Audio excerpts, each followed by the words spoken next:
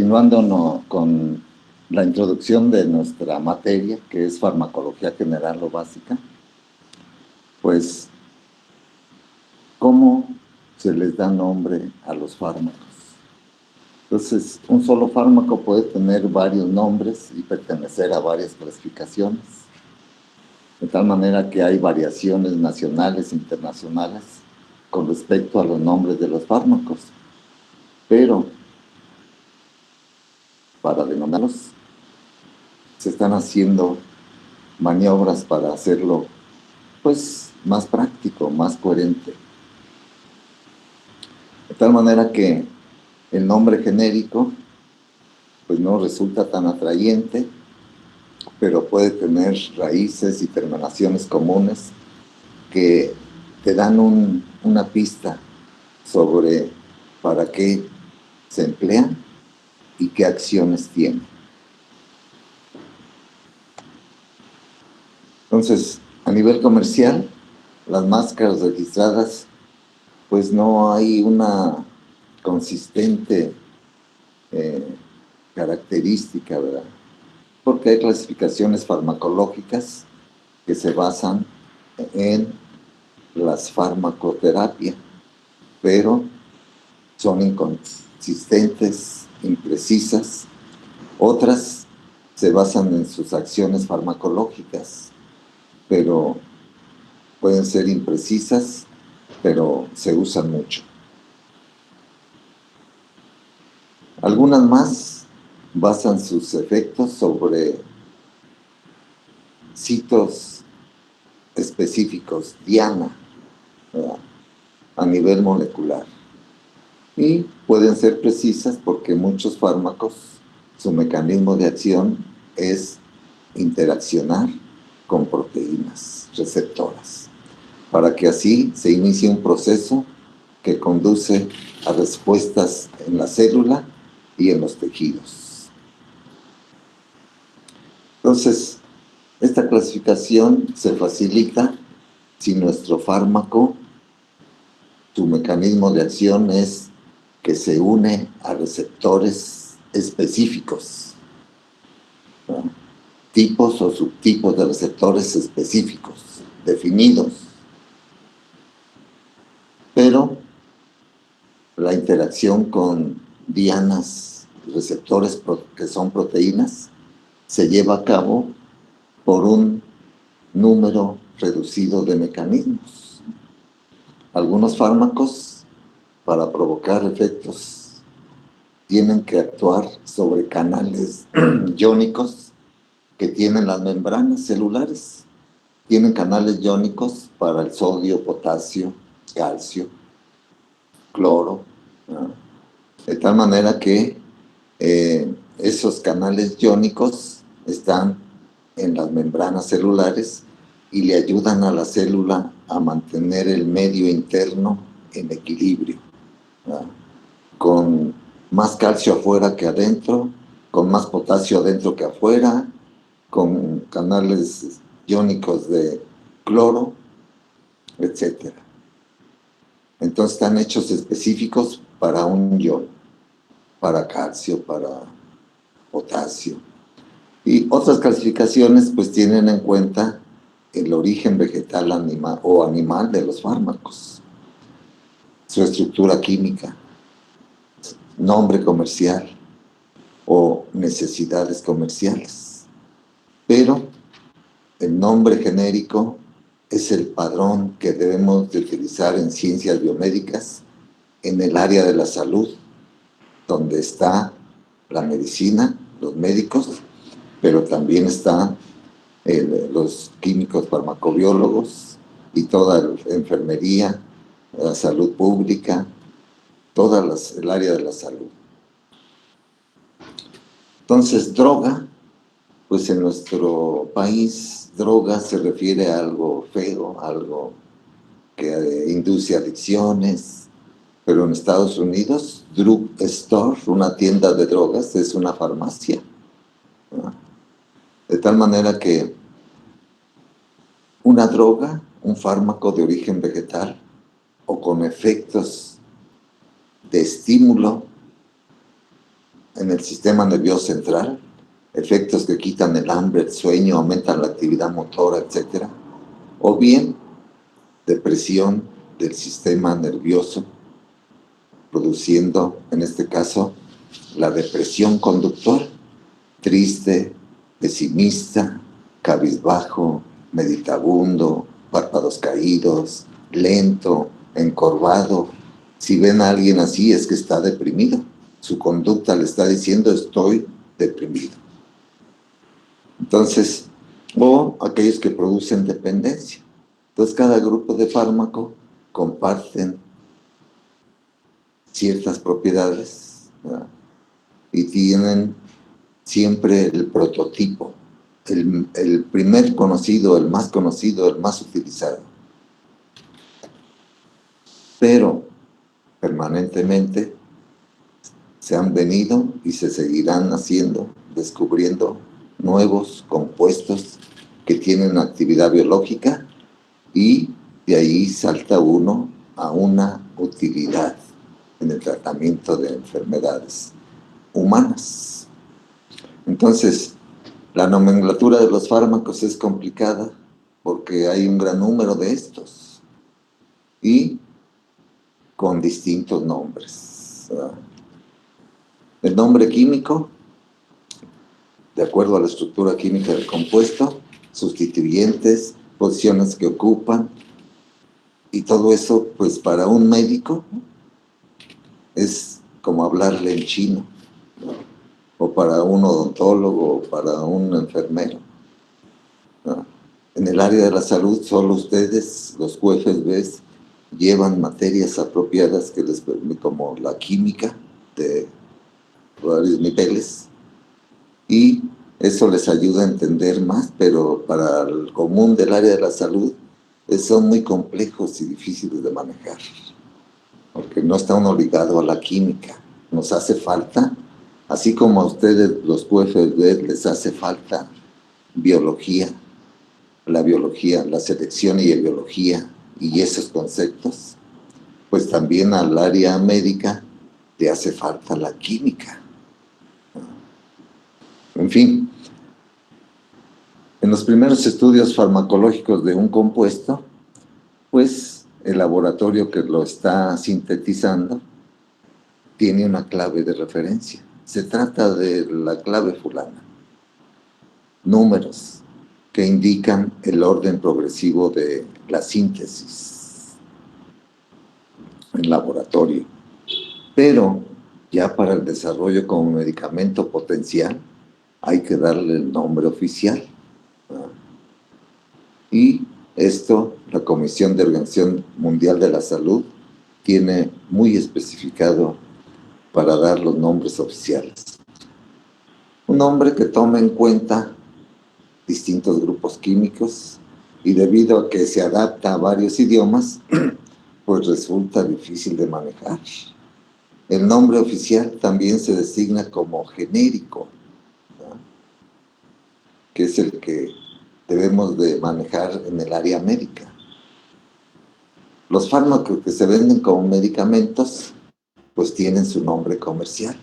El fabricante se los pone y tiene en cuenta características que hagan que el médico lo recuerde mejor. Una palabrita que lo ligue a algo que pueden recordar. Aquí en México está el cuadro básico de medicamentos designados por su nombre oficial. Y entonces, pues hay sistemas en medicina, pero en el siglo XVIII, pues claramente se diferenciaron dos, ¿no? Para el tratamiento de enfermedades humanas. El alopático, hay que tener en cuenta qué es la alopatía. Es ir en contra de los síntomas y los signos. Todos los medicamentos de patente actuales modernos son alopáticos. Quiere decir que son contra la diarrea, contra la diabetes, contra la temperatura alta, contra la taquicardia, contra la hipertensión, contra todo. Por eso la estrategia alopática es tener medicamentos que contrarresten los síntomas y signos generados por la enfermedad.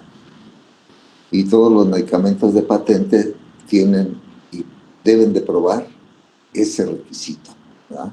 El término alopático. Y el otro, el término contrario. Utilizar principios activos que produzcan efectos semejantes a los que produce una enfermedad real. Entonces, el alopático dice, yo voy en contra de los síntomas y signos. Si hay temperatura alta, un antitérmico. Si hay glucosa más alta, un antidiabético. Todo es anti. Y esa es la industria farmacéutica moderna, de medicinas de patente que se utilizan y se venden en salubridad, les permite en todos lados. Y la homeopatía, pues la escuela ya es facultad de homeopatía y medicina, de medicina homeopática en el Poli. Tiene más de 3,000 alumnos y tiene maestrías y doctorados, ¿no? De tal manera que la homeopatía uno la conoce así vulgarmente como los chochitos, el tratamiento con chochitos, ¿verdad? Que todos en soluciones hidroalcohólicas, pues ahí están el principio activo, pero muy diluido, que ya no sabe uno si es pura sugestión de tomar chochitos, ¿verdad? O no. Pero bueno, la alopatía es para lo que todos los medicamentos, las facultades, entre esas, ustedes que llevan farmacología ahorita general y luego van a llevar especial, pues ahí utilizando puros medicamentos alopáticos. Y el principio general es desde tiempos de Hipócrates. El tratamiento es sintomático. ¿Con qué? Remedios obtenidos de plantas o animales, agentes terapéuticos que se utilizan para tratar enfermedades que inducen acciones contrarias a los síntomas generados por la enfermedad. Y al principio la alopatía usaba efectos violentos, como cuáles, purgas, vómitos, sangría, de tal manera que había sanguijuelas que se las pegaban a uno para que te chuparan la sangre. Y eran pues muy espectaculares esos tratamientos alopáticos primarios, ¿verdad?, para tratar enfermedades, tratando de contrarrestar los síntomas y signos de una enfermedad. Entonces, con el uso de los medicamentos, pues cada vez la dosis adecuada para producir un efecto benéfico sin toxicidad y sin letalidad, pues la observación y la investigación farmacológica ha ido afinando y escogiendo la dosis eficaz y segura, ¿no?, hasta encontrar lo efectivo. Entonces, ataca la causa de una enfermedad con un medicamento, un fármaco, una sustancia que antagonice esos síntomas y signos. Y la homeopatía nació con San Hahnemann. Hahnemann estudió medicina alopática en su tiempo, pero las medidas que hacían, purgas, lavativas, pues eran muy aparatosas. Y en contra de eso surgió Hahnemann, contemporáneo de Goethe, Kahn, Beethoven, para tener una idea, alemán, ¿verdad? Y se declaró en contra de las exageraciones alopáticas, sangrías, vómitos. Entonces, pues dijo, no, eso está muy, muy feo. Y recordó a Hipócrates en aquel principio activo, muy antiguo de los de las generaciones que curaban simila, similibus curanter, de los médicos griegos hipocráticos. Entonces, parte de observaciones toxicológicas en donde los síntomas se tratan con agentes, con fármacos, principios activos, que producen efectos iguales. Entonces hay que pensar como homeópata para poder explicar a los chochitos. Entonces es un principio muy antiguo, utilizado hasta por Hipócrates. Sustancias que causan ciertos síntomas van a ser curativos para males que presentan, para enfermedades que presentan los mismos síntomas. Administrando pequeñísimas dosis de productos que provocan los mismos síntomas que genera la enfermedad que se va a tratar. Entonces, las dosis pequeñísimas quiere decir que una dilución es que 100 milímetros o mililitros de 100 mililitros, agarras uno de ahí y lo pones en 99 de otros y entonces lo zarandeas y esa es la dilución 1.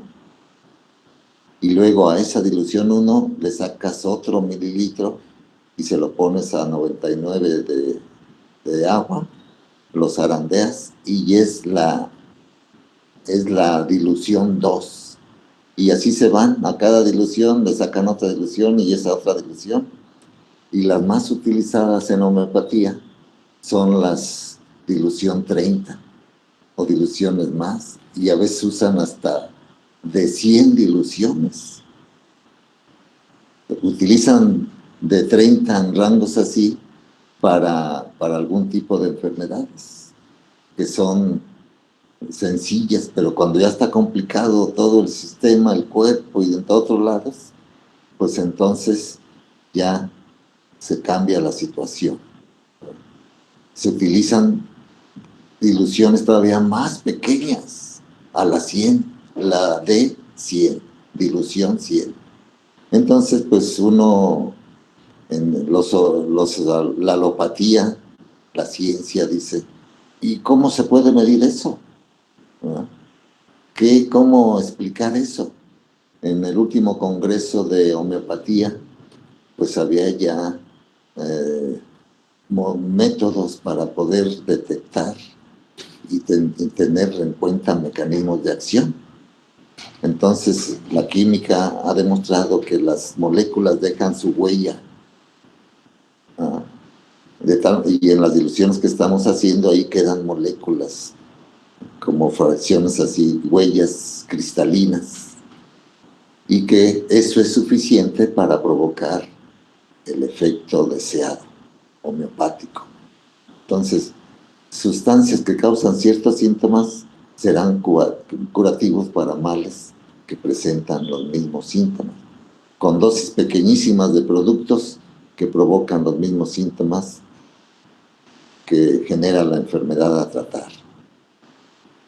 Hahnemann, sin estar enfermo, experimentó en sí mismo. Antes el farmacólogo así era, tenía que experimentar en sí mismo primero. Entonces, Hahnemann probó la quina de la corteza de un árbol de la quina y observó que le generaban síntomas parecidos a la malaria.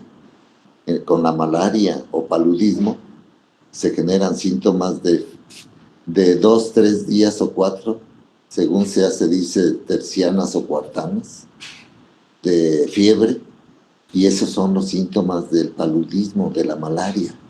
Entonces la fiebre con quina, de ahí se obtienen antipiréticos modernos. Y entonces él, sin estar enfermo, probó la quina y observó que le producían síntomas como la malaria. Y él pensó que entonces, si la quina a dosis altas produce síntomas de malaria, si voy bajando las dosis lo más posible, como Paracelso nos decía, entonces podrían curar los mismos síntomas en un enfermo. Desde el tiempo de Hipócrates ya estaba la homeopatía. Después, pues, empezaron a surgir otras cosas, como el nihilismo terapéutico, como una reacción a la alopatía, y niega la administración de drogas y propone descartar lo viejo y propone empezar de nuevo a buscar cosas benéficas y seguras, hasta llegar a la farmacología moderna, terapéutica científica racional, basado en la observación y experimentación, razonamiento científico de los resultados sobre organismos vivos. Entonces, la farmacología moderna, en modelos simples, sencillos y baratos, en modelos experimentales animales, allí ha encontrado tesoros farmacológicos, ha encontrado efectos a base de observación, experimentación e interpretación bioestadística de los resultados. Y de esta manera surgió la terapéutica científica racional, la farmacología moderna. Pero aún así surgieron los eclécticos. Estos no se adhieren a ninguna noción, ni alópata ni homeópata en particular, y eligen tratamientos de acuerdo a sus necesidades en la práctica médica. Y podía ser acupuntura. La acupuntura se utiliza en China desde hace miles de años, y ya detectaron los puntos del cuerpo donde están los puntos de acupuntura, y sobándolos ahí, oprimiéndolos, o con una agujita estimulándolos, entonces se presentan efectos con la acupuntura y con plantas medicinales. Entonces, pues, para explicar la enfermedad, pues ya se había hecho un intento, crear una idea grandota, una hipótesis fuerte, un paradigma, y surgió la teocéntrica, teo de Dios, una teoría en relación a que en todos lados surgió lo mismo, los nahuas, los hebreos, los griegos, para explicar la enfermedad, ¿no? Para explicar cómo es que era un designio divino. Ese es el paradigma, esa idea rectora que podría explicar muchas cosas, pero bueno, pues la enfermedad es por designio divino. Dios quiere que nos enfermemos. Entonces, para conocer la realidad del humano, pues ha construido explicaciones por qué nos enfermamos, a través de una idea rectora, un paradigma, y que a veces son tan buenos paradigmas o hipótesis bien sustentadas que duran siglos de años, como la teoría de los humores, ¿verdad? De tal manera que esta teoría de los humores de los médicos griegos explica la enfermedad, ¿verdad? A base de observación y a base de estudiar al enfermo.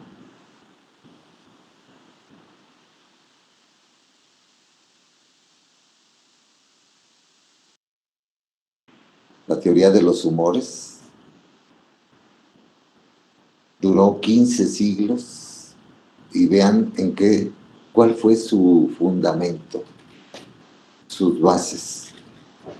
Hay un equilibrio entre 4 elementos básicos: agua, aire, fuego y tierra, que están asociados, cada uno de ellos respectivamente: aire a lo húmedo, fuego a lo seco, fuego a lo caliente, aire a lo seco, y están asociados pues a esas características respectivamente.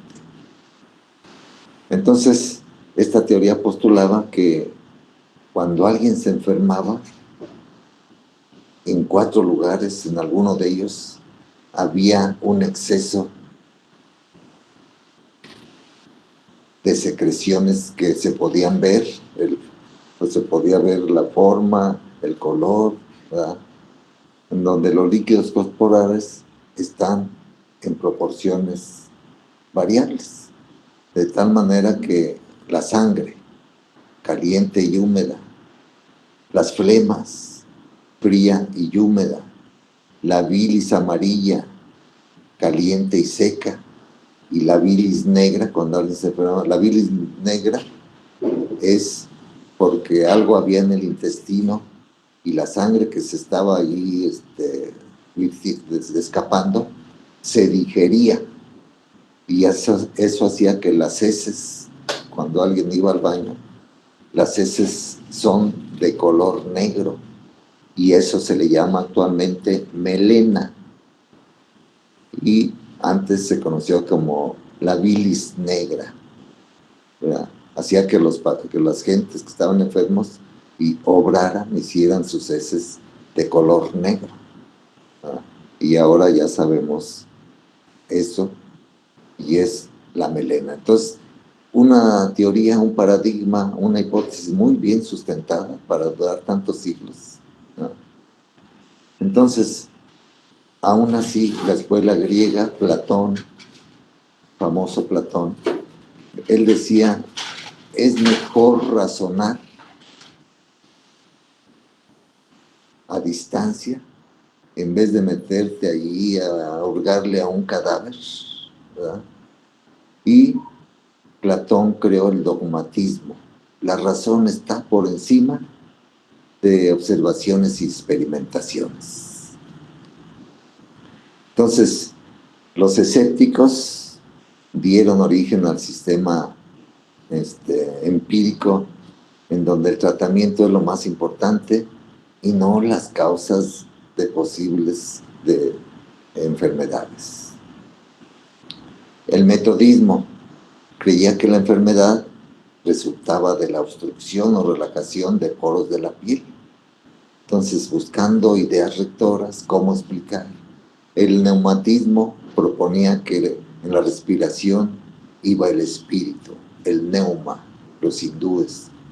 Entonces, conforme se instala lo moderno, ese paradigma hipocrático, galénico, y las concepciones de que las enfermedades eran producidas o generadas o favorecidas por Dios, fueron desboronándose.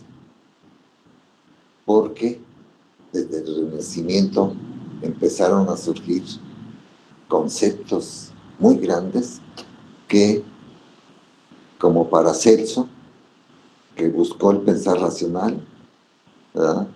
Y se desligó del dogmatismo que trajo la Edad Media, la Iglesia, lo oscuro, lo feo, e inició en la búsqueda de remedios específicos para una enfermedad. Por lo tanto, Paracelso cambió la alquimia a química.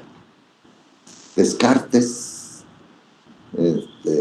francesito, pues para salvarse de la Santa Inquisición, él dijo, bueno, la ciencia se debe de encargar de aspectos físicos que pueda medir, del universo, que se puedan medir y comparar los cuerpos con los cuerpos de los animales, incluido el humano, que funcionan igual, con máquinas, ¿no? Como una maquinaria de varias partes y engranadas para trabajar. Y esa idea materialista, el cuerpo biológico como objeto de estudio del médico. Y se transformó en un paradigma científico natural de la patología, en un proceso mecánico de materia y energía. De tal manera que estos paradigmas evolucionaron y estos subparadigmas también. De tal manera que al principio la orientación morfológica se cambió ya en la época moderna por una mentalidad anatomoclínica, la idea procesal por una mentalidad fisiopatológica, que hay algo malo en el funcionamiento, en la fisiología, o el enfoque etiológico, las causas o la mentalidad etiológica. ¿Cuál es la causa de una enfermedad? ¿Cuál es su etiología? ¿De dónde viene? ¿Cómo se hace? Etcétera. Y en el siglo XX, pues aparece la mentalidad antropológica y ya en la etapa actual, la teoría biomédica o de lo infinitamente pequeño, la biología molecular. Inclusive, pues ya estamos en la nanotecnología. Entonces, todas esas ideas grandotas, bien sustentadas, que definen a la medicina, pues se orientaron a explicar por qué enfermamos, a la enfermedad, pero nada de salud y nada de bienestar. Y así seguimos. ¿Por qué? Porque el médico se ha educado para memorizar datos. El médico no lo educan para que reflexione. Entonces, los conceptos, pues no hay que... Se ha evidenciado, pues, que en medicina ha surgido o surgió el anhelo de precisión. Y ahí se empezó contando el pulso, midiendo la fiebre, pesando la orina, etcétera, lo que llevó a los científicos a apoyarse en el área médica de las matemáticas, y en el área médica solamente ustedes llevan matemáticas, los UFSBs. Entonces el Premio Nobel de Medicina y Fisiología en el 79 se otorgó a un físico, a un ingeniero, el Premio Nobel de Medicina y Fisiología a un físico. ¿Por qué? Porque inventó algo sorprendente: tomografía axial computarizada. Y ya sin invadir a alguien podía uno poder ver adentro del cuerpo qué hay, qué está mal. Entonces esa tendencia a la calidad, a la precisión, llevó a que el año siguiente el Premio Nobel de Medicina se lo diera a un trabajo sobre genética de la inmunidad. Y de esta manera, conforme la medicina se basaba en ciencias muy específicas y muy exactas, ¿no?, más científicas y técnicas, el médico fue dejando atrás esa imagen que tenía todavía hace años 60, 40. El médico en un pueblo, pues, era como una imagen chamánica. Podía convertirse, pues, en un mortal cualquiera. Ahora ya, en los 80s, se anunció el fin de la era del médico Dios. Entonces, para satisfacer el derecho a la salud en la consulta médica, esto se los cuento porque pues, a veces ustedes han ido, pero en la consulta médica debemos tener en cuenta que una doble concepción de la enfermedad actual. Es un hecho sociocultural y una entidad nosológica clasificada por síntomas y signos. Nosológica es una enfermedad. Entonces, es una experiencia personal del que vive la enfermedad. Entonces, por un lado, esa doble concepción, el médico moderno en la consulta diaria, y en su consultorio con su paciente nada más, pues con esta panorama, el médico trata de ver de qué enfermedad se trata, qué enfermedad genera esos síntomas y signos. Pero también debe de ver que el que tiene la enfermedad es diferente al que tenga la misma enfermedad otro, ¿no?, del que la vive a su manera, con su psicología, con su forma de ser, con toda su personalidad. Cada quien tenemos una propia forma de responder a cosas y cada quien es diferente. En medicina nadie es igual, todos somos diferentes. Por lo tanto, cada quien hace la enfermedad, ¿no?, a su estilo, a su manera, a su forma de ser. Es una experiencia propia, ¿no? Y el médico quiere saber de qué se trata. Entonces, por eso une esas dos cosas bifásicas, ¿no?, estos dos hechos. Una entidad que está clasificada, reconocida, que presenta síntomas y signos, pero también hay que tener en cuenta quién la está presentando, quién es, ¿no?, y cómo es, cómo responde. En la consulta médica, ese encuentro misterioso a veces entre un médico y un paciente. El paciente esperando afuera a que salga otro enfermo.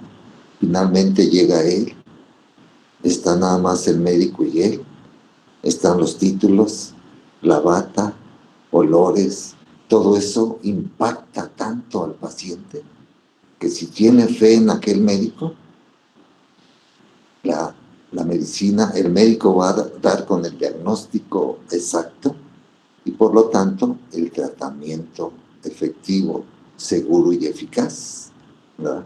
De tal manera que en esta situación hay que distinguir dos cosas. El que da la consulta, el médico, debe estar bien formado, debe tener conocimientos, debe ser muy razonador y debe tener una percepción muy fina.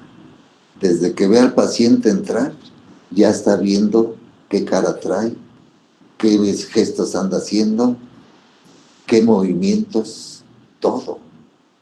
Tiene una percepción muy aguda, ve lo que otros no vemos.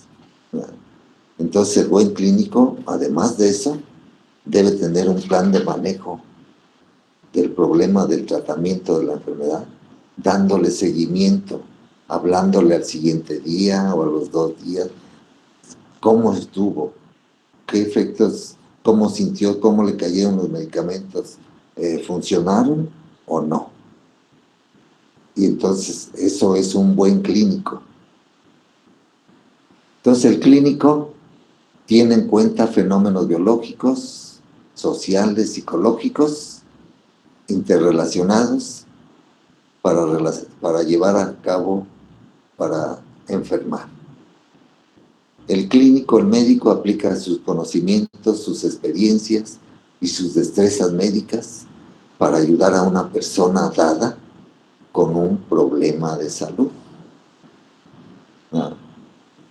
Entonces, la repetición del acto médico cientos o miles de veces, hay médicos que por año ven 5,000 pacientes en consultorio médico, o antes así veían, ¿no? De tal manera que de tanto ver a pacientes chiquitos, medianos, grandes, de todas las enfermedades, pues el médico va desarrollando, de tanto ensayarlo, el ojo clínico.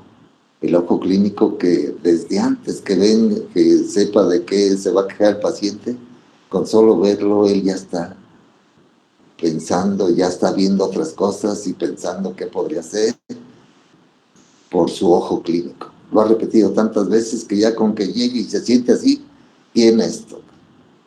Entonces, y eso está basado en ese rostro bifásico de una enfermedad. Una enfermedad que está bien clasificada, reconocida, que tiene ciertos síntomas y signos, y una experiencia del enfermo muy personal, a su estilo, a su manera, según su psicología, su biología. Entonces el clínico y el paciente se reúnen en la consulta médica, ¿no? Por lo tanto, en la medicina, al médico se le sugería utilizar la mejor arma que tenemos los médicos, es la creencia de los pacientes en uno, la confianza que tiene el paciente en nosotros, en el médico, ¿verdad?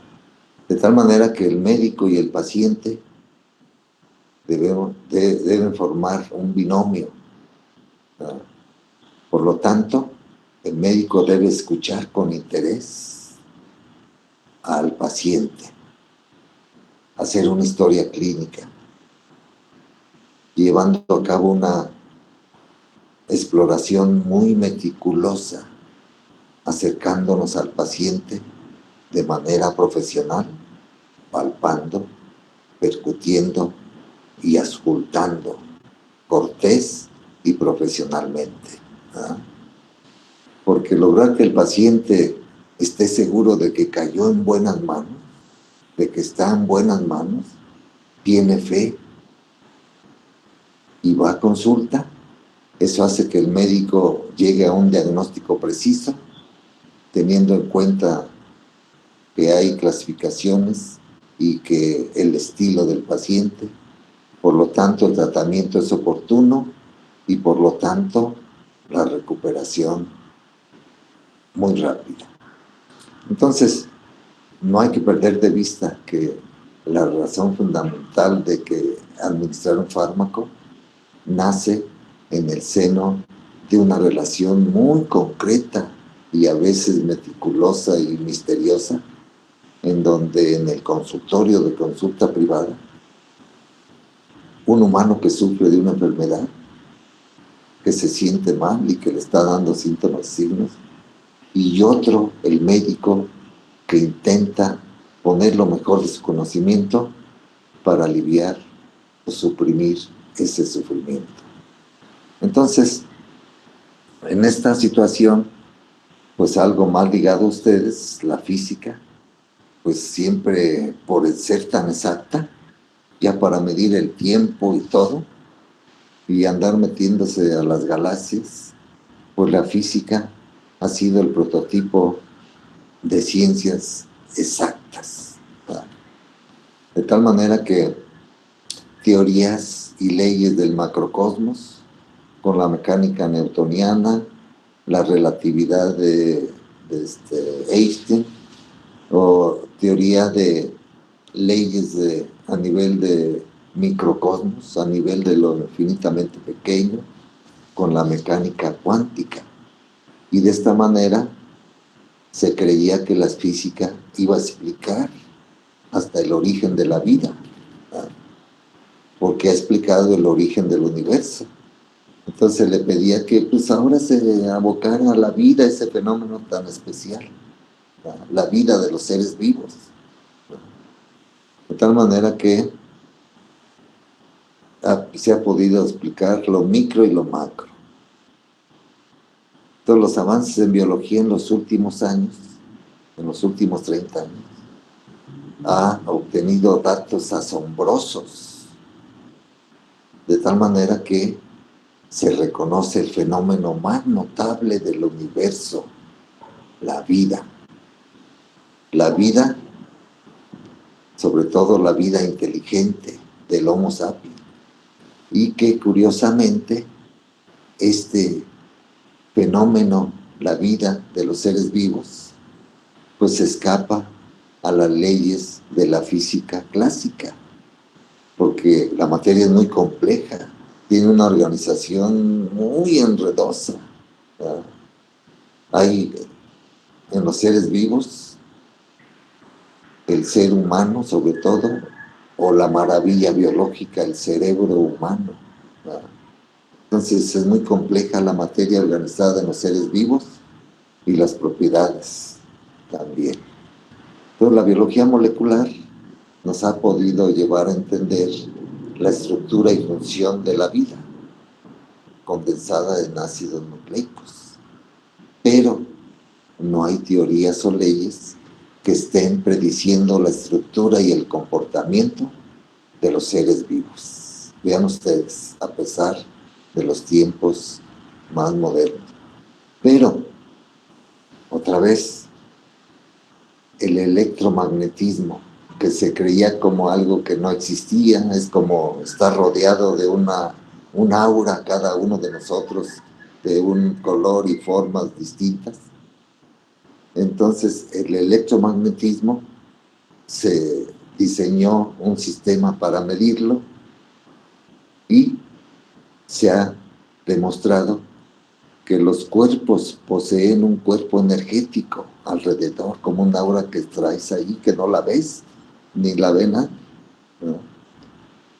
Y al poder medir el electromagnetismo, pues podíamos entonces explicar nuestra capacidad de afectarnos mutuamente, aunque no sea en contacto físico o visual. Y eso podría explicar un rechazo inexplicable o manifestarse como una enfermedad. Entonces ya con el electromagnetismo ya medido, pues viendo esa capacidad de afectarnos mutuamente, pues entonces podría uno hacer estudios para aplicarlo a las enfermedades. Entonces, a mediados del siglo XIX se postuló la teoría de los cuantos o cuantos como un paquete de energía que componen todos los objetos y cuerpos vivos, pero a nivel de lo infinitamente pequeño, lo subatómico. Y la teoría cuántica, pues entonces, ya con más fundamentos y mediciones y desarrollo científico, pues podría entonces validar creencias ancestrales de nuestros ancestros humanos que están íntimamente relacionados desde lo nivel molecular con toda la naturaleza, interactuando con ella desde el nivel subatómico, transformándola para enfermar o para sanar. Y entonces, pues cosas que creíamos ya arcaicas del año de la canica, pues ya tendrían con esta teoría cuántica sentido. La herbolaria, el naturismo, la homeopatía, los baños de mar, como elementos para curar enfermedades. Ya la teoría cuántica está fundamentando que no estaban tan perdidos, que no eran jaladas y que funcionaban. Entonces, un modelo científico que se ocupa del mundo subatómico y atómico y cómo se relacionan estos, pues la física cuántica, con teorías de Planck, Einstein, Bohr, Niels, que vinieron a cambiar el sentido de nuestras vidas con una nueva comprensión del universo. Entonces, un modelo científico que se ocupa de lo atómico y lo subatómico y cómo se relacionan estos, ¿verdad? Entonces, la teoría cuántica permite entender el universo de lo infinitamente pequeño y la teoría de Einstein, la relatividad en lo más grande del universo. Y todo esto pues posibilita el entendimiento de la materia en tiempo y en espacio y en su interdependencia. Entonces, antes se veía el universo como una máquina de muchas miles de partes que estaban interactuando y estaba operando bien. Ese era el cuerpo, complejo, con pautas energéticas inseparables, ¿verdad? Entonces, ahora se ve modernamente como un todo dinámico, ¿verdad? El humano es la parte integral de ese todo. Un concepto integral que fue lo que llevó a originar al holograma, la teoría holográfica. Cada pieza de la maquinaria humana es una representación exacta del todo. Entonces, Paracelso ya había dicho algo de esto, pero en aquellos tiempos, pero ahora modernamente ya se recuerda a Paracelso que ya consideraba, se adelantó hasta 2 siglos a su época Paracelso, El humano es como una réplica exacta del universo, un microcosmos y un macrocosmos. El humano y el universo fundidos en un gigantesco holograma que está interconectado, ¿no? Entonces, en la biología se empleó el holograma para estudiar la materia. En ese ambiente de la percepción del nivel molecular, en lo infinitamente pequeño, eh, dentro de lo cual están las neuronas. Entonces, el modelo holográfico aplicado a la función cerebral para explicar que la mente humana emplea el proceso holográfico para extraer información de un campo universal que trasciende el tiempo y el espacio. Y de esta manera, a lo que nos interesa el modelo holográfico, es que estaría validando la comunicación a distancia. El cerebro, el estudio moderno, estamos en el milenio del cerebro y se están conociendo detalles increíbles del cerebro. Y entonces ya no podía ser una jalada la telepatía, la comunicación a distancia. Para allá va nuestro cerebro. Ya sin celulares uno se va a poder comunicar con cada uno de ustedes. O mover cosas con la mente, o adivinar, o diagnosticar a distancia, o la intuición, o el ojo clínico, ¿verdad?, que adquirían de tanto repetir el acto médico. Entonces la mente humana interactúa con otras de la misma manera holográfica. Cada mente es parte de un holograma más grande humano. De tal manera que la telepatía, experiencias fuera del cuerpo, la estructura profunda del cerebro es holográfica, por lo cual la conciencia no se almacena en ningún lugar, sino en todo el cerebro. Y esto podría explicar la telepatía, la psicocinesis, la armonización del cerebro con una matriz invisible que genera la realidad concreta. Toda la física moderna plantea el enigma de la conciencia. ¿Cómo estudiar la conciencia? Entonces, el pensamiento tiene propiedades de cualquier campo. Por lo tanto, podemos medir, investigar científicamente ese campo. Entonces, el conocimiento de esta ciencia, ¿no?, ampliaría los horizontes del conocimiento, aprendizaje, salud, psicología, con sus terapias, evolución, artes y religión. Entonces, la medicina fue evolucionando en una primera etapa visual, causal, determinista. La mente es el resultado de mecanismos cerebrales y el cerebro era considerado como el órgano de la mente. En medicina occidental, la acupuntura y la homeopatía. En una segunda etapa, la mente es factor principal de curar o enfermar, y siempre a nivel individual. Entonces la inteligencia no está limitada al cerebro, sino cada una de nuestras células del organismo es inteligente. Es todo. Los procesos físico-químicos son cofactores o consecuencias de un proceso que surge y se armoniza a nivel mundial.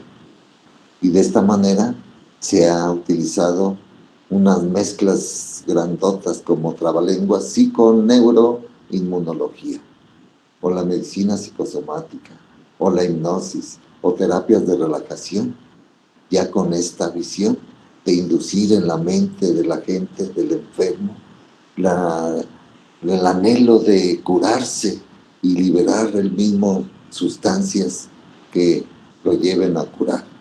Una tercera parte el factor de curación individual y colectivamente. Entonces la mente no está en el cerebro, organismo o célula, sino que no está, es ilimitada pues en tiempo y espacio. Y de esta manera se podría explicar la curación a distancia, el valor terapéutico de las oraciones. Hay mucha gente que va ante un enfermo y ahí empiezan a rezar con él. Y eso le sirve mucho al paciente y a veces algunos hasta se curan. Por la curación chamánica, si uno cree en todo el rito que hace el chamán, pues uno hasta se sugestiona y yo, ay, sí, ya siento eso. O psíquica, ¿no? Con la nueva y moderna terapia. Milagros de curación espiritual, ahí están, explicados ya. Entonces, pues con esto podemos pasar a, dejando ya todas estas reflexiones, pues a lo que vamos, a la farmacología general. Y para esto, pues necesitamos describir antes de qué hace, cómo los medicamentos entran al cuerpo, cómo el cuerpo los trata a ellos y cómo ese medicamento trata al cuerpo para producir un efecto. Antes de entrar a esa farmacocinética, debemos ver en dónde podemos administrar medicamentos, en qué partes del cuerpo, o cuáles son los mejores, o en fin. El principio activo es un fármaco, es una molécula que, producto del metabolismo vegetal o sintético hecho en laboratorio, se trata de una molécula que genera una acción farmacológica y por tanto lo podemos emplear en la terapéutica, en el tratamiento contra enfermedades. Entonces el farmacólogo y el clínico disponen así de una molécula bien definida, conocida, que tiene un mecanismo bien estudiado, y allí podemos estudiar a esa molécula, por qué vía de administración se absorbe, se mete a la sangre. Pues al poner un medicamento en algún lugar, lo primero que sufre el medicamento, lo que le hace el cuerpo al medicamento es absorberlo. Absorberlo quiere decir que del lugar donde lo administramos, el organismo lo mete a la sangre, lo absorbió. Y en la sangre sigue viajando, llega al hígado y en el hígado lo metaboliza. Es el lugar donde la mayoría de fármacos se metabolizan, se desintoxican, se desbaratan, se les quita lo liposoluble y los hace más hidrosolubles para sacarlos del cuerpo. Y de tal manera que a esa molécula sabemos ver con detalles en una práctica de meter una sustancia, una molécula, un principio activo que se quiere definir su efecto, pues entonces primero debemos ver qué pasa con su absorción. Entonces se mete a la sangre. Por cuestiones de la circulación de la sangre, lo lleva al hígado. En el hígado está hecho para metabolizar todo lo que comemos, y si ahí va el fármaco, todo lo que llega a la sangre, todo lo que comemos llega a la sangre como nutrientes, y así llegan al hígado. El hígado los metaboliza, los cambia su estructura química con fines de hacerlos menos liposolubles para que se diluyan en agua y se salgan. De tal manera que, ¿cuál es su mecanismo de acción? del sitio de administración tiene que brincar una barrera, meterse a la sangre. De la sangre se lo llevan allá hasta al metabolismo o al corazón, para que el corazón lo mande a todos lados y finalmente llegue a su sitio target, a su sitio blanco, en el cual lo reconoce, interactúa con él y produce un efecto antibiótico, antiparasitario, antiinflamatorio, analgésico, etc. Pero se da un mecanismo de acción y también resalta que a dosis más altas, a ciertas cantidades en la sangre por arriba de un mínimo, se observa el efecto farmacológico. Pero si la cantidad del fármaco en la sangre empieza a incrementarse más, empiezan a aparecer efectos adversos, tóxicos, secundarios. De tal manera que las vías principales de administración, pues se trata de que se introduzca al organismo ese principio activo para que modifique, no invente nada ni haga cosas milagrosas. Simplemente lo que está haciendo mi fármaco es estimular o aumentar o inhibir o disminuir las funciones normales de la célula. No inventa nada.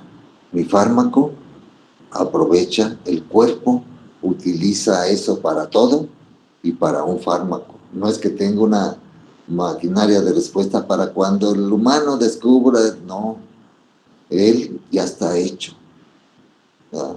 De tal manera que las vías de administración, bueno, por acciones físico-químicas, pues el fármaco debe entrar, absorberse, distribuirse, llegar al sitio blanco, interactuar con receptores si ese es su mecanismo de acción, o abrir un canal iónico si es otro mecanismo de acción, en fin, ¿verdad? Pero esas son acciones físico-químicas. Por lo tanto, pues las dos principales vías de administrar fármacos son, unas se aplican por vía enteral y otras que no se pueden aplicar por vía enteral por sus características físico-químicas. Entonces hay que buscar otro lugar donde poner el fármaco para que entre al cuerpo. Entonces, ¿qué vía de administración o cómo se elige una vía de administración cuando estás tú en la consulta médica? ¿O cómo la elige el médico? Pues hay que tener en cuenta las cualidades del fármaco. Una o las dos principales es que las moléculas que se disuelven en agua, entonces tienen dificultad para atravesar o traslocarse de un lugar a otro y poder llegar al sitio de acción una vez que la pone uno en alguna parte del cuerpo. Entonces, si mi fármaco es liposoluble, eso me está diciendo que tiene facilidad para atravesar y traslocarse y transportarse barreras biológicas hechas de lípidos. Todas las barreras biológicas son doble capas de lípidos y empotrados entre esos lípidos proteínas que sirven como detectoras de señales químicas, ¿verdad? O transductoras de señales que van de información. Entonces, eso es la primera cualidad que hay que saber para escoger una vía de administración. Mi fármaco es liposoluble, entonces va a atravesar barreras biológicas y alcanzar el sitio blanco para provocar el efecto. Si mi fármaco se diluye en agua, va a tener problemas, necesitamos ponerle allí otras características para que logre atravesar barreras biológicas. Y la otro gran, por eso es muy importante de cada fármaco nuevo, saber si es liposoluble o es hidrosoluble, para ver qué vía de administración hay que utilizar. Y la otra es que la mayoría de medicamentos que se usan al entrar al cuerpo se comportan como electrolitos ácidos o bases débiles. Y lo que quiere decir eso que al entrar al cuerpo, una fracción de mi fármaco se ioniza y otra fracción no. Y esto es importante porque solamente la fracción no ionizada de un ácido, de una, de, de una sustancia, de un fármaco, solamente la fracción ionizada no tiene efectos.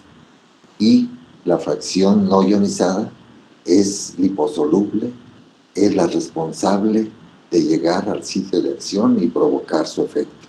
Entonces la cualidad, las dos cualidades más importantes físico-químicas. Es liposoluble y la fracción no ionizada, si es un ácido base débil que entra al cuerpo, entonces una fracción se ioniza. La fracción no ionizada es la responsable del efecto farmacológico. Por eso es muy importante para determinar qué vía de administración utilizar. Y también depende de cuál es el objetivo de dar medicamentos. Si yo tengo un cuadro muy agudo, infeccioso, que está ya muy desarrollado, pues entonces lo que necesito es elegir una vía de administración que sea rápida, intravenosa, atrás, ahí está mi antibiótico y ¡pras! Todo se acaba. Se acabó la infección. Porque directamente puse en la sangre mi fármaco. Y ya después que se controle esa reacción aguda de la infección, pues entonces se puede recurrir a otra vía de administración donde no sea tan dolorosa como pues es dolorosa pues la vía intravenosa, en lo que atraviesa la agujita, la piel y la vena. Y ya estando ahí, pues ya se quita el dolor, pero aún así se necesita, es más, saber cómo administrarla, se necesita una jeringa que esté limpia, estéril, todo eso, ¿verdad?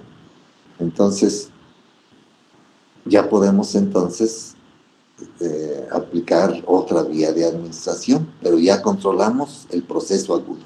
Y luego ya con calma le podemos dar otro fármaco, hasta por vía oral para que... O el suministrar por un tiempo prolongado,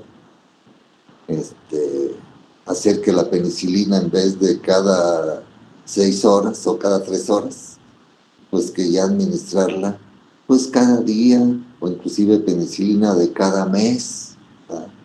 Para que haya por arriba de un mínimo en sangre que provoque su efecto antiinfeccioso, antibiótico, ¿verdad? Y de esta manera tenemos ya, o bien yo quiero una acción local, nada más allí y no quiero en otro lado. Quiero anestesiar allí para suturar una herida. Entonces quiero localmente allí, que allí nada más esté el efecto de anestésico local, allí.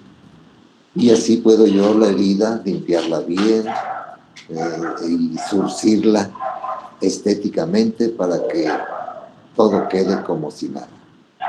Entonces, características topográficas, fisiológicas de las vías de administración. Las vías enterales. Mayoría de medicamentos, así como pues, se siguen la misma vía que los alimentos. A partir de que los tritura uno, se meten al esófago y llegan a el estómago. Y del estómago, pues se meten al intestino delgado, ¿no? Y ahí en el intestino delgado, pues son 6 metros de intestino delgado. y adentro del intestino, en la parte interna, hay microvellosidades, como extensiones, como dedos hacia adentro, que aumentan la superficie, ¿verdad?, de absorción. Entonces, la mayoría de alimentos y medicamentos se absorben en el tubo digestivo. Está hecho para eso, porque son 6 metros y además se multiplica todo por la presencia de esas microvellosidades. 6 metros llenos de microvellosidades, pues prácticamente aumenta la superficie de absorción. Y aunque recibe una influencia, aunque eso tiene esas ventajas, pero es muy complejo para hacer eso. Y también se ve influenciado por muchas variables, ¿verdad? Y entonces emplean las vías metabólicas más complejas cuando es por esta vía, ¿verdad?, para llegar el fármaco en ciertas cantidades a los tejidos y provocar un efecto. Entonces, muchos compuestos que se absorben en el tubo digestivo por default, la vena porta los agarra a partir del intestino, se los lleva a la vena porta y se los entrega al hígado, ¿verdad?, antes de que alcance la circulación general, y mi fármaco que va ahí, pues ahí va también. Entonces todavía no alcanza la circulación general porque el hígado se lo manda ya al corazón y el corazón lo manda a la circulación general. Entonces, antes de hacer esa distribución, llega ahí, y eso hace que al llegar al hígado, que es el lugar donde se biotransforman los medicamentos y la mayoría de sustancias que entran al cuerpo, ¿verdad?, limita pues la eficacia de muchas sustancias que se administran por vía oral, porque se genera el fenómeno o metabolismo de primer paso. Mi fármaco se va al hígado y prácticamente el hígado lo desbarata y se acabó, no hubo efecto ya. Entonces muchos fármacos tienen esa característica y hay que tener cuidado porque pueden sufrir ese fenómeno por esta vía. Los alimentos también pueden modificar la absorción de los fármacos, de los medicamentos. Entonces, la industria farmacéutica, a veces para evitar eso, hay una presentación que lo rodea con un recubrimiento entérico de un fármaco, de una sustancia, para protegerlo cuando llegue y se lo tome el paciente, se lo coma, lo pase al esófago y lo lleva al estómago. Entonces el estómago está hecho para captar todo lo que hemos comido y triturado, pues ahora lo mete al estómago y ahí le cae puro ácido clorhídrico. Entonces, este recubrimiento entérico de una sustancia, pues lo protege del ácido clorhídrico que hay allí, y también permite evitar que al destruirlo se irrite el estómago y provoque una gastritis o una úlcera péptica. De tal manera que la vía oral sin deglución, pues hay fármacos que antes había más, la vía sublingual, abajo de la lengua. Los plexos venosos de abajo de la lengua son muy grandes, muy específicos, de tal manera que si pone uno ahí una capsulita, se disuelve, libera el principio activo y de ahí se mete directo al corazón y evita andar dando pasos por allá y que se vaya al hígado, no, directo. De ahí, cuando no te lo tragas, de ahí está ligado al corazón. De tanto si yo tengo eso se aplicaba en una enfermedad que se llama angina de pecho. La angina de pecho es porque la arteria que llega y abraza al corazón, ¿verdad? Esa arteria le lleva poca sangre y el corazón, como una bomba, necesita mucha sangre porque está gastando mucha energía para contraerse y relajarse, para latir, ¿verdad? Entonces, la capsulita abajo de la lengua, cuando viene esta enfermedad, la angina de pecho, es porque no llega sangre suficiente al corazón. Y eso hace que haya un dolor que se irradia del corazón hacia todo el pecho. Un dolor que aumenta con el ejercicio y disminuye con el reposo. Eso es la angina de pecho, ¿verdad? Por alguna razón se cierran las arterias coronarias que llevan sangre al corazón, le llevan poca sangre, y el corazón, más que por una desilusión amorosa, por falta de sangre, responde con un dolor exquisito, irradiado por todo el tórax, ¿no? Y por lo tanto, pues el tratamiento es una capsulita sublingual. Se disuelve el principio activo vasodilatador, llega directo al corazón, abre las arterias coronarias, llega más sangre y aquí no pasó nada. El corazón no duele. Y la ruta a la ascensión sistémica es de la mucosa oral, abajo de la lengua, el plexo venoso regional muy rico, se lo lleva a la vena cava superior y al corazón. Y no llega al hígado de primera instancia. Y en el corazón es donde necesitamos ese efecto vasodilatador. Y la nitroglicerina sublingual hasta hace poco dejó de usarse porque ahora ya la ponen en un parche pegado en la piel arriba del corazón, y el parchecito está controlando la liberación de nitroglicerina, que antes iba en la capsulita. Y eso hace que siempre esté cierta cantidad de nitroglicerina para que las arterias siempre estén dilatadas, llevando mucha sangre al corazón, y es el tratamiento moderno de la angina de pecho, ¿no? Entonces, el paso a la circulación sistémica, pues por esas características de mucosa oral, plexo venoso regional, vena cava superior y corazón, pasa directo a la circulación sistémica, el corazón lo lleva en segundos a todos lados, evitando el paso por intestino e hígado, y en el hígado evitando el fenómeno del primer paso, que inactiva al fármaco.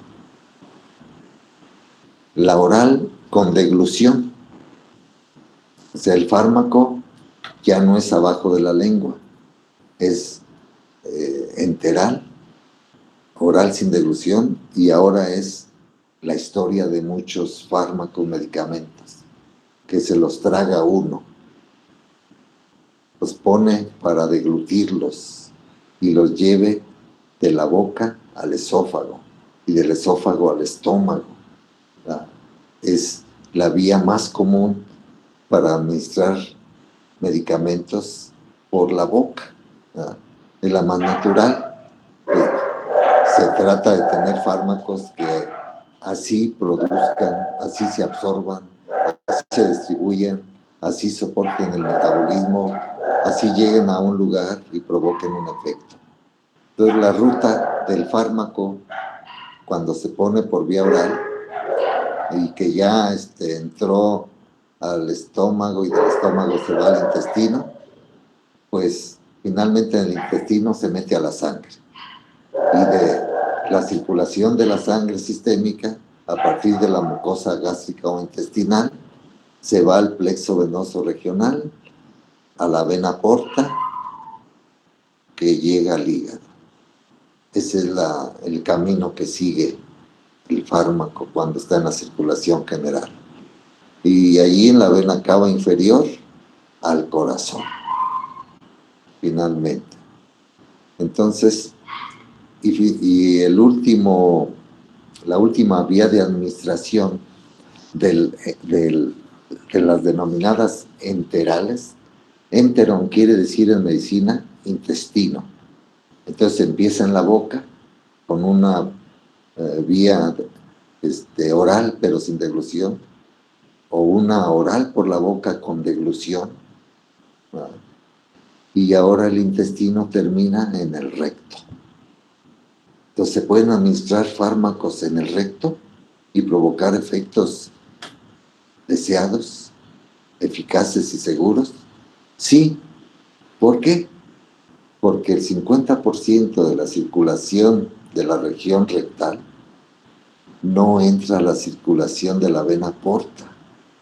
Y esto hace que mi fármaco no se biotransforme y no pierda sus efectos, ¿verdad?, cuando se administra por esta vía. Entonces, si lo aplicamos por vía rectal, mi fármaco evita el fenómeno del primer paso en el hígado y se va directo a la circulación y en 40 segundos ya está en el sitio, ya está provocando el supositorio que tiene un antipirético, baja la temperatura, o que tiene otros efectos. Se utiliza pues esta vía para administrar fármacos que producen efectos efectivos, seguros y eficaces. Ventajas que tiene es que impide que las enzimas del intestino y las enzimas que vacía el páncreas y el hígado y el mismo intestino, pues las podrían inactivar. Por lo tanto, por la vía rectal no sucede eso, ¿verdad? El pH del estómago tampoco influye aquí, ¿verdad? No pueden destruir a las sustancias, a los fármacos. De tal manera que a nivel rectal se absorbe agua, se absorben medicamentos que escaparon a la absorción del intestino delgado y ahora en el intestino grueso, en esta parte rectal, trabajan y producen efectos. Entonces las vías enterales, de la vía oral hasta la vía rectal, sitios de administración de fármacos actuales, modernos.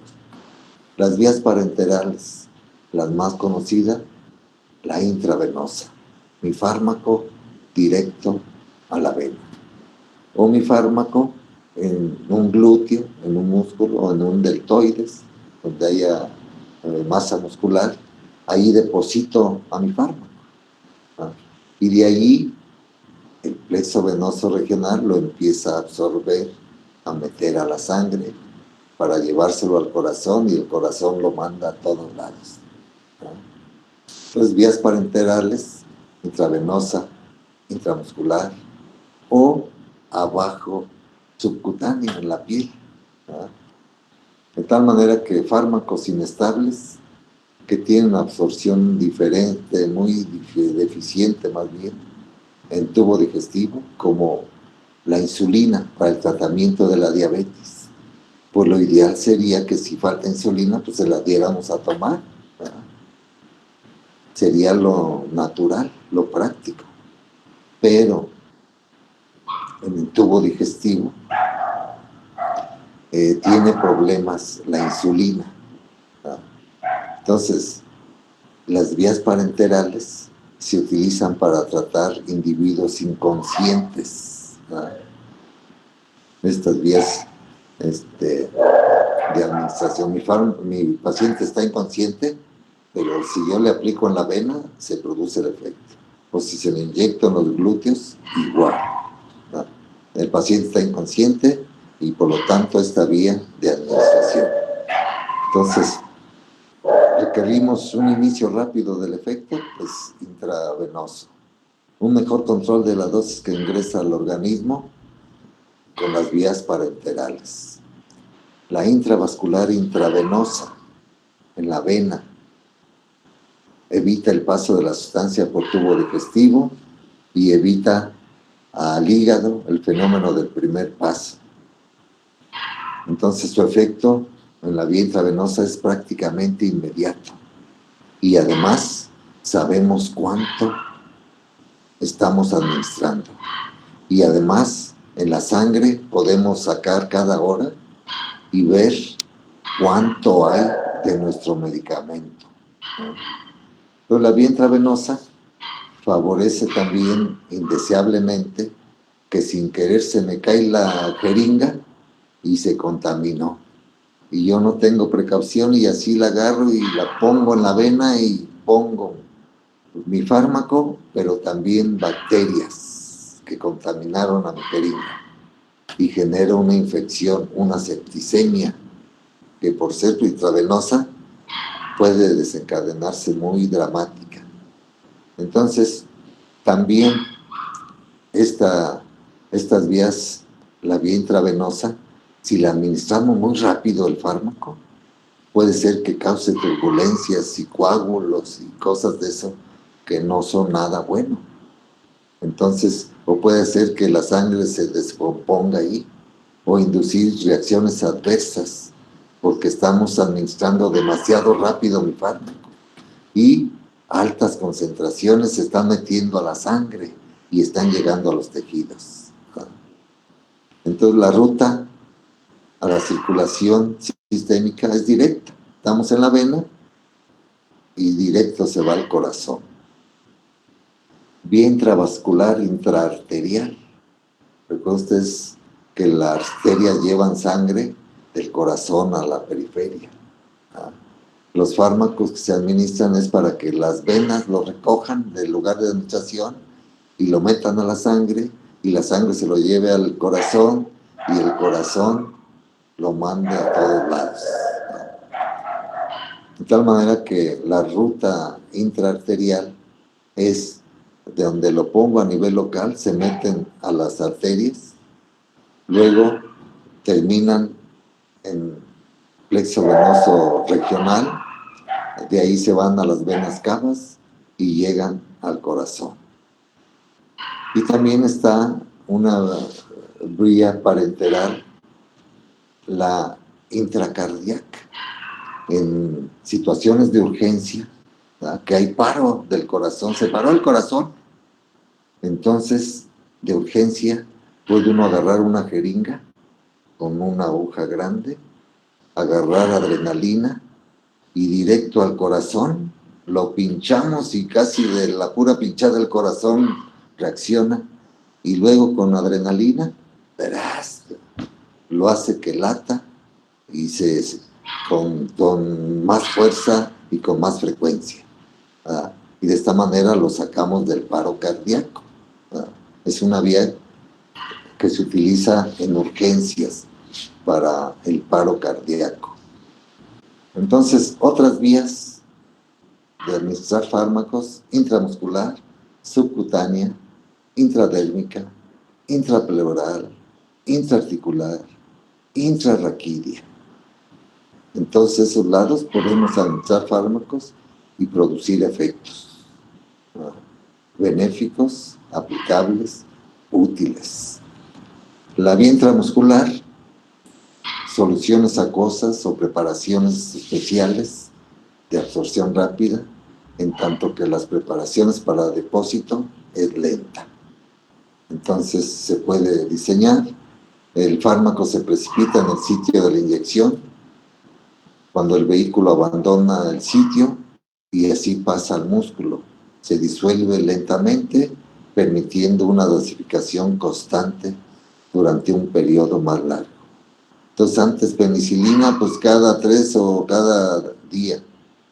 Pero se hace estas presentaciones para que en vez de administrar penicilina cada día, administrar una por mes y que esté provocando un efecto benéfico y seguro.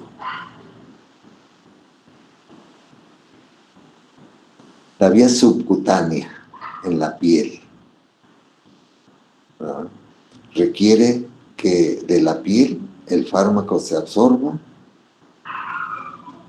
y genere un efecto más tardío que la vía intravenosa.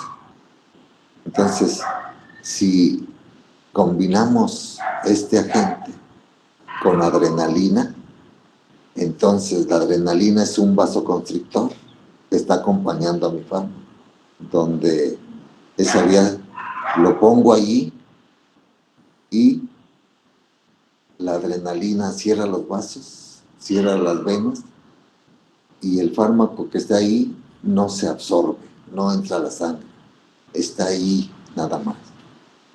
De tal manera que se utiliza adrenalina con un anestésico local para que el anestésico local no se absorba y se acabe su efecto de anestésico local.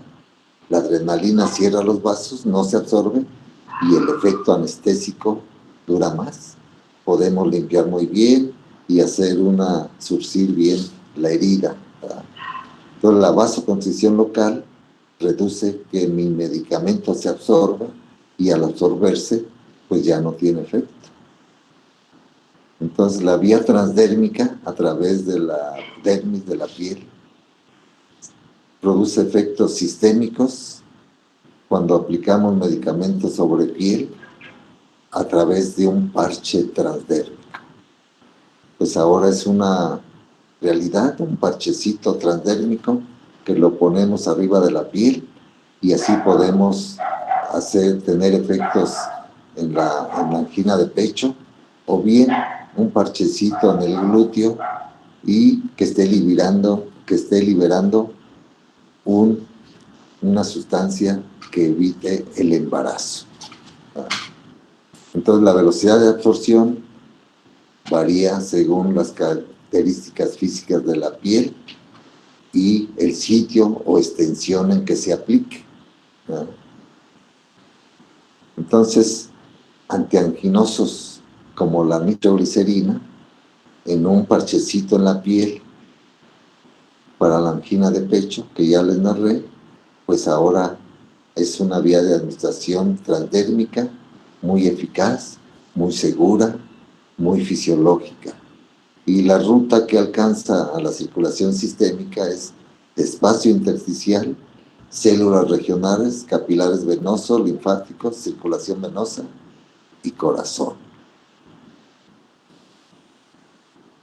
También se pueden administrar fármacos, como ustedes en las prácticas que van a hacer para provocar anestesia o sedación en sus animalitos, pues la administración va a ser intraperitoneal. Ahí abajo de la parrilla costal está todo el intestino, así como una rata tiene su intestinito también como nosotros. Tiene su corazoncito en el mismo lugar, su higadito en el mismo lugar, su intestino, no de 6 metros, pero sí equivalente a un ratón, todo así, ¿no?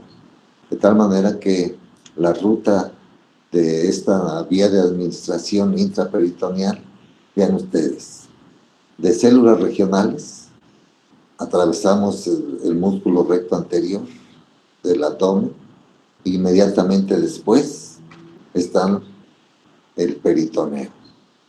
Entonces ahí dejamos caer nuestro fármaco y la ruta sigue a capilares venosos, linfáticos, llegan a la vena porta se los lleva al hígado, el hígado lo pasa a la vena cava inferior, se lo lleva al corazón y así el fármaco está ya sistémico.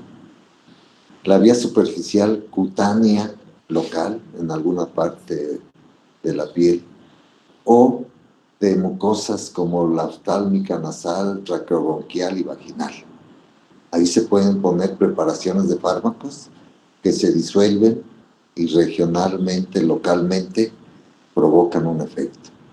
En la mucosa oftálmica, para provocar que la pupila se dilate y así el oftalmólogo puede hacer cosas allá adentro, ¿no? O la vía nasal, aspirando un fármaco, o la vía traqueobronquial, o a nivel vaginal para combatir infecciones vaginales o inflamaciones o dolores, ¿no? Es la aplicación tópica y se indica cuando queremos un efecto local, como el clotrimazol, en forma de crema en la piel para tratar infecciones por hongos, ¿no? O la atropina, que se pone una gotita en el ojo para dilatar la pupila, y esto permite al oftalmólogo medir errores de refracción. Entonces, la vía a través de la nariz en el tratamiento de la diabetes se ha utilizado esta vía, la desmopricina, en la diabetes insípida, o si hace falta calcio, pues la calcitonina del salmón por vía intranasal aspirada, una hormona peptídica que se emplea en aerosol para el tratamiento de pérdida de calcio en los huesos, la osteoporosis, o la cocaína, ¿ah?, que se consume por medio de aspiración. Una línea blanca, la aspira uno y el efecto inmediato. Ya estás estimulado.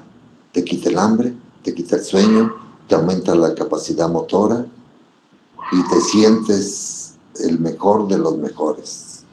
Si eres futbolista, Maradona, con cocaína, un diablo jugando estimulado por cocaína, pues podía ser campeón a su equipo, a su selección, a todo.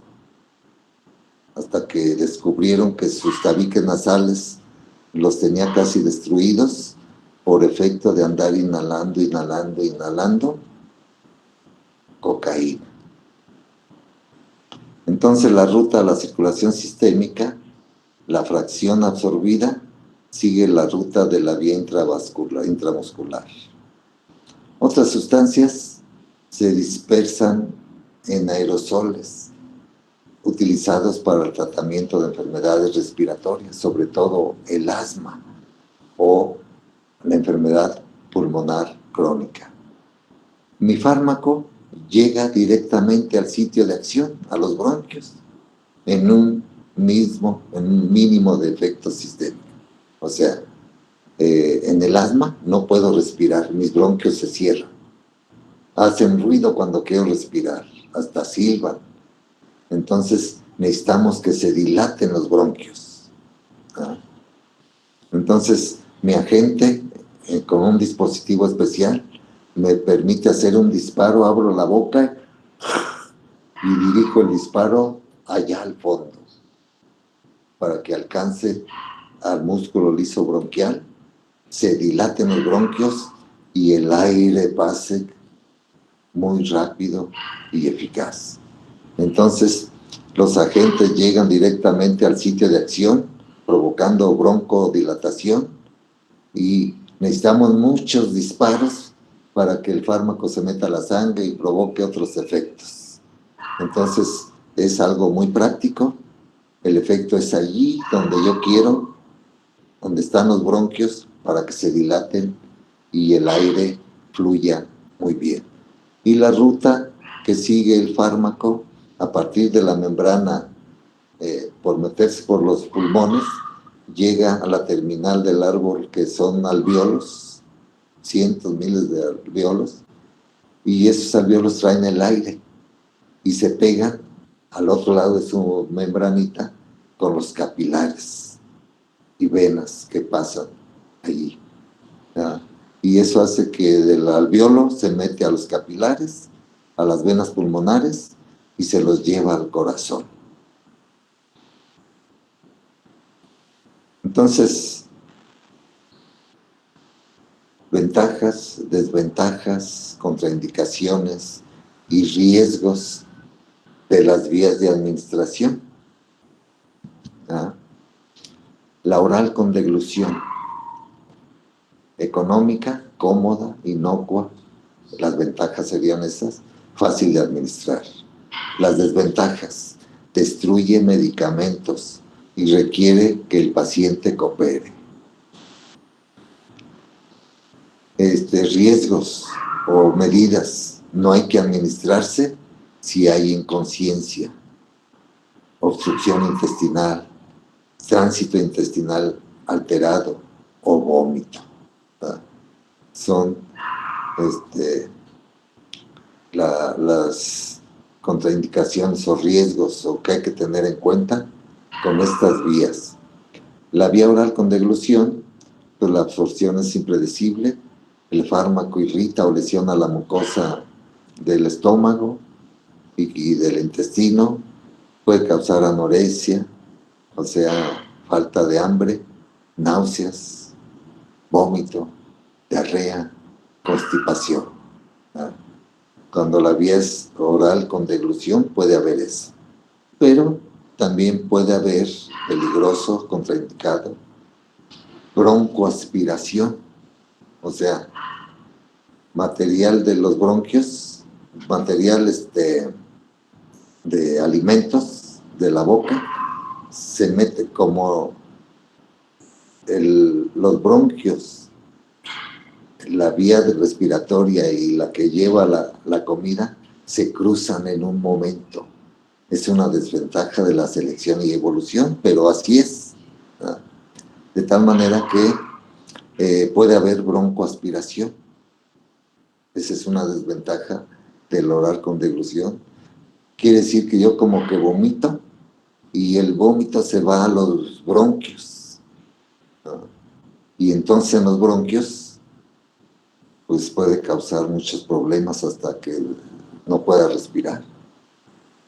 O bien puede haber que el tipo de bacterias normal que están en el intestino, este fármaco me mate a muchas de esas bacterias normales que viven ahí en simbiosis conmigo y entonces me hace que sea más propenso a que otros que no son bacterias aprovechen la oportunidad como un hongo y provoca una enfermedad micótica.